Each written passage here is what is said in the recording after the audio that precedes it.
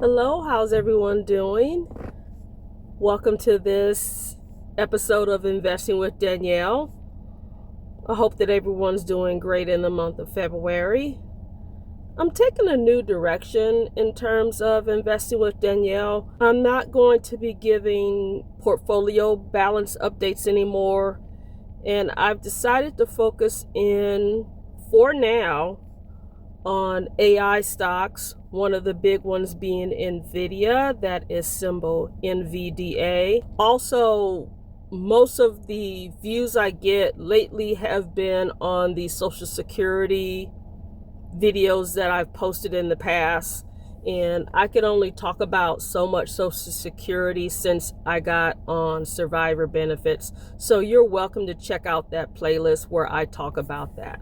So me doing these monthly updates was kind of a distraction from the previous job I had that I left in 2024, August 2024. And I'm not finding it as interesting, and I'm thinking more, I might be leaning more towards doing low expense mutual funds, with the exception of Fidelity Trend Fund. Still in the investment club. The people in the group are starting to get a little bit older, and we haven't necessarily attracted new people, frankly, because what's going on with young people right now, they are trying to pay off their student loans, pay for groceries, wait for this real estate situation to ride out if they want to buy a home, or they are simply paying for the increase in housing costs. I would have to say that I'm not really percentage-wise invested, because I have largely pulled out and divested for the most part. I've been looking at Reddit with a lot of the talk with NVIDIA, and at this point, I bought it. I bought $900 worth. It went from $900 to $1,600. So I pulled out the investment amount, and then after that it went up to over 2,000. So I pulled out money again. So I look at it this way: I have the equivalent of my investment amount plus another $600 to $700 more. That's how I look at it. So I pulled some of the money out and put it in another fund, and I did do like corporate bonds or things like that. I did have quite a few of other stocks in another account, but I had to liquidate a lot of my stocks, which I try not to think about, because I was in a situation where the job was toxic and I had to retain an employee rights attorney. So I try not to think about the sales I did. I sold off some Microsoft. I sold off some Apple, which grieves me. I sold off some BlackRock to make sure that I had legal coverage, because it was a very toxic situation. I was at Sunday service today, and they were talking about, oh, well, no job is perfect, or yada, yada, yada, this, and this, and this. And that rolls with the punches. But I wholeheartedly do not agree with that. Even with the current climate, I had no intentions of staying there and being set up to be fired for cause. Because here's the thing about a toxic workplace: you could be doing totally fine, but if someone is nitpicking you and nitpicking you and nitpicking you, sometimes it becomes a self-fulfilling prophecy from the stress and the worry and anxiety of not making a good decision. The stress can make you not make a good decision or question yourself. Or if you have a toxic boss that does not communicate or communicates in a way to set you up for failure, respectfully, allegedly. That was my experience in K through 12. But you know what? I don't complain, because thank goodness, I was talking to a lady, a representative at the credit union, and she's like, you know what? A bigger problem would have been was to not have those funds available. And people say, oh, well, why didn't you do a contingency? I needed someone that I could talk to help me with drafting responses, doing this, and this. So what I will say, well, first of all, thank goodness I had started buying stock. I still have some, and I don't compare my situation to anyone else's, because I walked away from there with a retirement check at a place that I worked less than 15 years, okay? And so one strategic thing I did was, when I came back from the summer, I resigned, and I resigned at a point where I knew that I would have the health insurance for a certain period of time. That was a good thing. And also my last paycheck, they paid me a whole paycheck, and they extended out my last day, kind of as a mini severance. And here's the other thing that I did. You need to pay attention to this. If you know that you're going to resign from somewhere and you've signed up for a flexible spending account, they drop all that money in there January at the start of that year. Please know that if you don't spend all that money, you forfeit that money. This isn't HSA. This is a flexible spending account. So you'll forfeit the money if you don't use it all. But here's the other thing. If you use it all up before the end of the year, legally, they can't ask you for that money back. So guess what I did? I had my exit strategy, and part of my exit strategy, in addition to doing a lot of other things, was making sure I spent every stitch of that flexible spending account money, and I asked for the maximum. I spent every single stitch of that money, and there is so many things that you wouldn't think are flexible spending account that are. First of all, they have a place where you could order, which I think is a lot more expensive. But if you go to certain markets, they have lots of flexible spending account eligible things. Go through every aisle, particularly go through where all the health stuff is, go where the baby stuff is, go where the skin stuff is. I used up all of that flexible spending account money for 2024. And then they were having a situation where the school system I work for, they were having all kinds of problems with people not getting paid. Matter of fact, that summer the summer that I quit, that summer when I was off for summer break, I didn't get my paycheck at least one time during the summer. So I went over there and I did have my paycheck by that Monday. But they were having so many problems. That was the one time, the whole time I worked at that place, I never got a paycheck. I'm grateful. And so anywho, and after that, after I quit, it was during the summertime, August 2024, the school system was still having trouble with people getting their paychecks. Not only that, there's been one teacher I saw an interview where they never got their raises, their new contracts were supposed to have this. So it seemed like it might be still going on allegedly. But anywho, all of that worked to my advantage.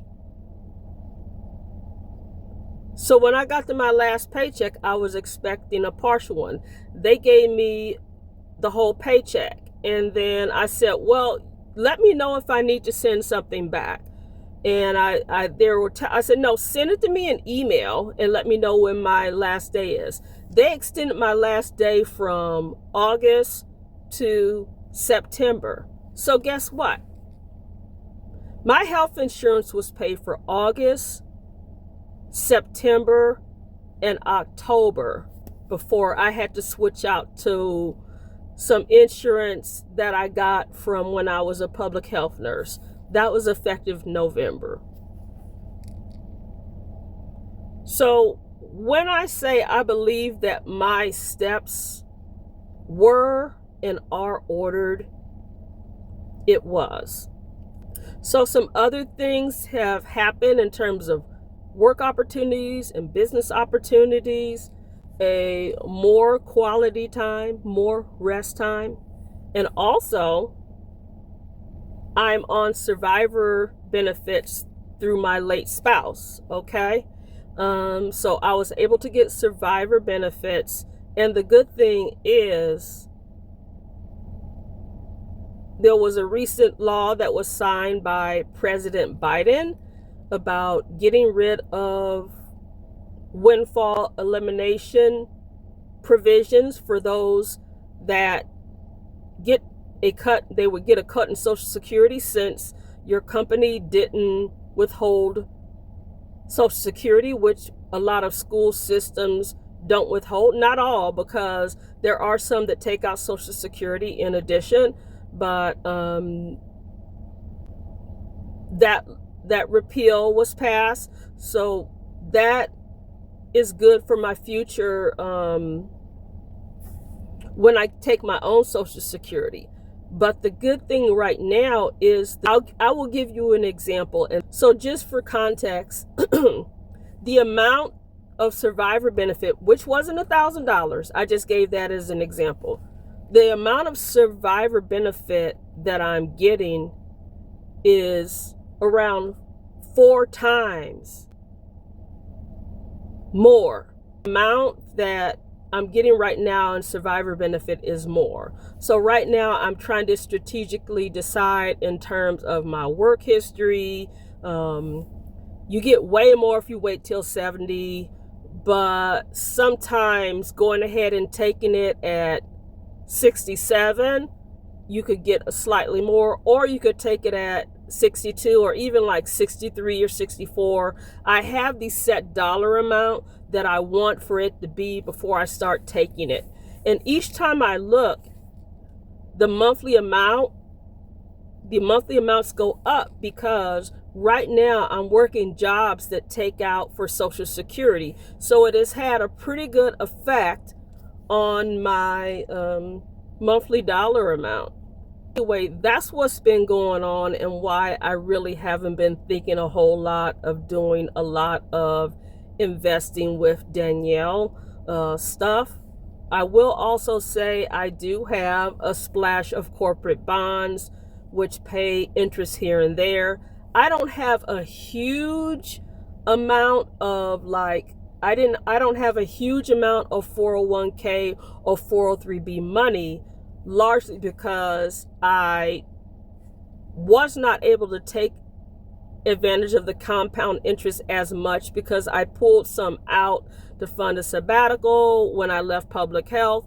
I pulled some out to fund going back to graduate school, and then I put some of that money in corporate bonds and bought quite a bit of stock. A lot of that which I had to liquidate when I went through the toxic job situation at the K through 12 job. So that right there. So the 403b money that I got with the K through 12 job, I did use to purchase some corporate bonds. I put some in investing with Danielle. Also, I got myself set up, pay some expenses ahead, paid off some really strategically paid off some debt, not all, some, that allowed me to be able to adjust to around a 70 to 75% decrease in income. Yeah, so those were the strategic things I did during exit planning. And yeah, that's kind of what's going on. My life is very different now compared to 2024. Or this is John 3:16 on there. We had it's Super Bowl Sunday, so people are wearing the football jerseys. My mom got this because we're on this team. Anyway, so yeah. Getting back to what's been going on. My life is very different now. So I hope that you will join me on these updates with NVIDIA. There's just been a lot going on right now with NVIDIA. It is an AI stock, and just so much going on in the world right now that I don't really have a desire to talk about stocks a lot. Something recently happened. Look, I try not to talk about politics, and I know that not everybody agrees on certain things, but the depiction of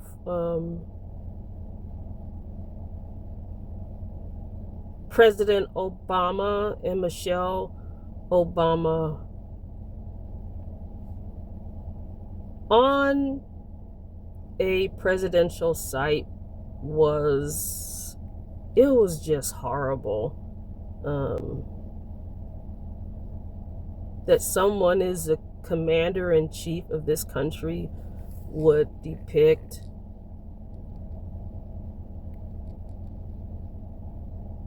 the first Black president of the United States during Black history in such a way. Yeah, everybody. So I'm gonna catch up with you next month, but that's the direction I'm gonna be taking investing with Danielle. I'm gonna go ahead and start wrapping things up. I know that there are some people on here that were from Leslie Ann's channel. She since deleted her channel. But so if any of you are on here, I just want to give you a really big hello. I know a lot of you all subscribed after I did the video on investments and told my toxic job story. But so I just want to give you a wholehearted welcome. Yeah, I mean, that happens sometimes with channels. They just decide to delete everything.